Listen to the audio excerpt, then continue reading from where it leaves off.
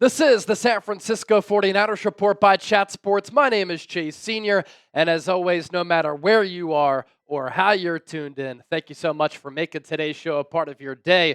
What I want to talk about here is this man to my right, Trey Hendrickson. No player in the NFL has more sacks the last 2 years than him, and the Niners have been named as a potential Trey Hendrickson trade destination. So naturally with that, I pop up today's poll question here to my right. What should the Niners do? Type T for trade for Trey, say that 10 times fast, or type B for build through the draft. Sound off with what you think down in the comment section right now. As for where things stand between Hendrickson and the Bengals, he's entering the final year of his contract. $16 million is what he's owed, but there's no more guaranteed money left on that deal. And so going into the expiring year of his contract, no guaranteed cheddar left, and with him having 17 and a half sacks in each of the last 2 years, with the edge rusher market exploding, especially after Myles Garrett got $40 million per season, Hendrickson wants a new contract. And Cincinnati knows that. They also knew before signing Ja'Marr Chase and T. Higgins that Hendrickson was going to want that new deal. And so Cincinnati gave him permission to seek a trade. After that, what did the Bengals do?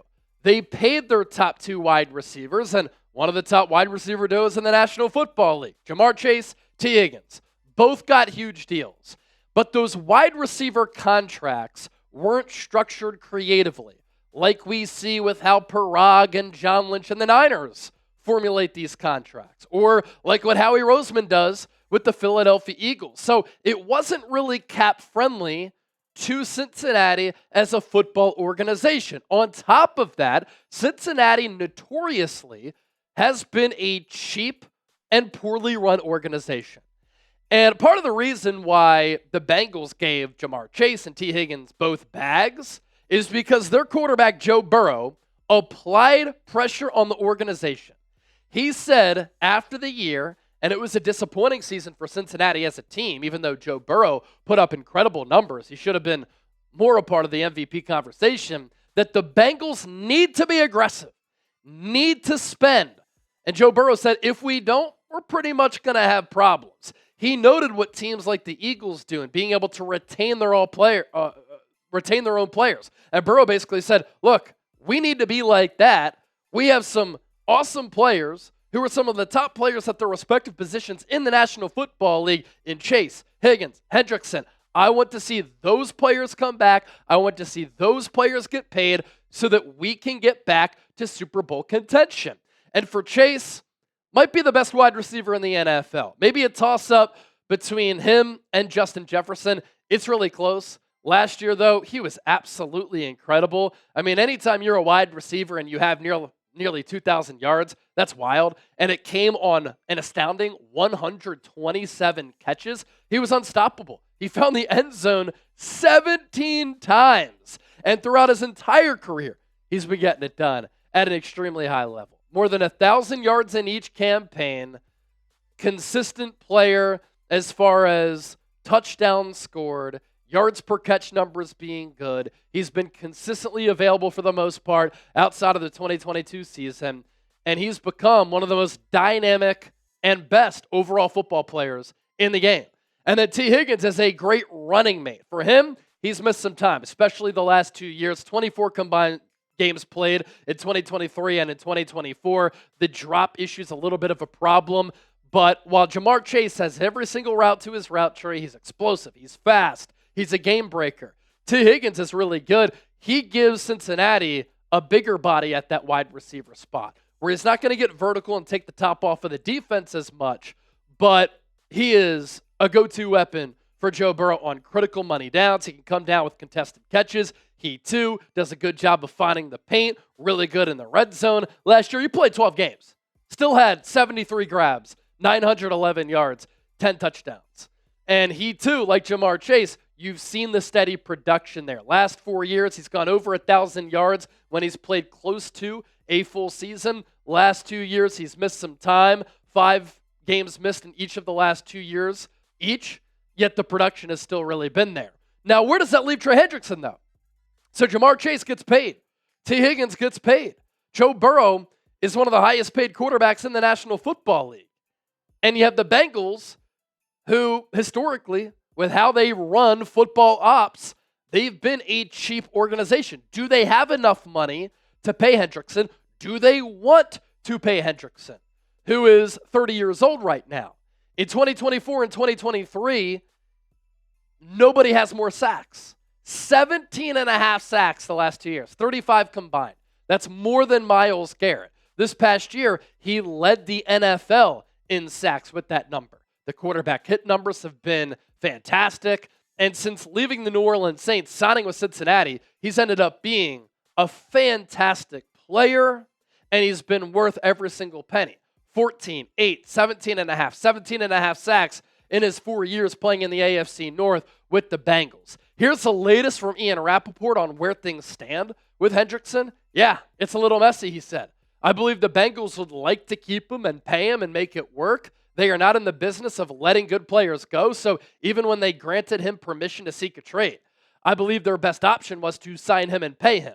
We'll see if that happens. I still think it is very, very possible, and if that happens, despite all the mess, it'll be a really, really good offseason in Cincinnati. I agree. If you can find a way to keep Chase, Higgins, Hendrickson, pay all of them, those are three pillars of your organization.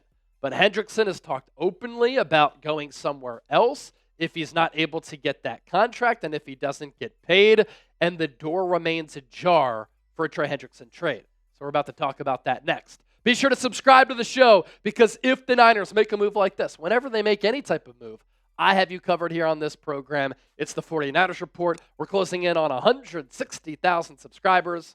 Lock us in right now. Coming up next, how are the Niners tied in? And what is the Niners tie-in? What could a trade look like? We're about to talk about that coming up just around the corner. But first, today's show, sponsored by our friends at Game Time, my favorite app when buying tickets. And this is not just an app for sporting events. You can go to concerts, comedy shows, theater events, and a whole lot more. Best seats at the lowest price guaranteed. Prices drop as the event gets closer. And on the Game Time app, you're guaranteed to get in the door with the best viewpoint and the best price point for your seats. Game Time makes it easy and fast to find tickets to the events that you want to go to. How about the San Francisco Giants, by the way? Off to a tremendous start, their best start since 2003. Long time ago. You want to go to a Giants game, one of the best stadiums in all of Major League Baseball? You want to go to a Golden State Warriors game? They're closing in on the NBA playoffs. I think they're a championship contender in the Western Conference. Download the Game Time app. You could save up to 60% off buying last-minute tickets thanks to our friends at Game Time. And thanks to Game Time Picks. They make last-minute ticket buying easier than ever by quickly highlighting the best deals in the stadium or arena. Save even more when you choose a section and you let Game Time choose the seats. That's all a part of the zone deal function with Game Time. And toggle the all-in pricing tool, because that will show you your total up front with no surprise fees at checkout. So take the guesswork out of buying tickets with Game Time. Download the app, create an account, use the code CHATSPORTS, CHATSPORTS, for $20 off your first purchase. That's terms apply. Again, create an account, use that code CHATSPORTS for $20 off. Download the Game Time app today. Last minute tickets, lowest price guaranteed. As for how the Niners get mixed in to this Trey Hendrickson conversation, they have been listed as a trade destination for Trey. Bleacher Report, with this trade idea that I want you to take a look at here, where the Niners would receive Trey Hendrickson, he'd be opposite of Nick Bosa. The Niners would also receive a 2025 first-round pick, number 17 overall. The Bengals would receive the Niners pick this year at 11. So basically, the Niners get Hendrickson. They give him a contract extension. They give up number 11. They move back to 17. And then the Bengals also receive a third-round pick at 75 and a third-round pick at number 100 because the Niners have two. Here was Bleacher Report's reasoning behind this move. San Francisco is equipped with two third-round picks. It was awarded a special compensatory selection for the external hirings of D'Amico Ryans and Rand Carthon. It could offer both selections along with a fairly sizable first-round jump to Cincinnati for Hendrickson. There's a lot to take in, and there's certainly a lot to think about and talk about with this. What do the Bengals do? What do the Niners want to do? What is the Niners' plan? All of that is a part of this conversation.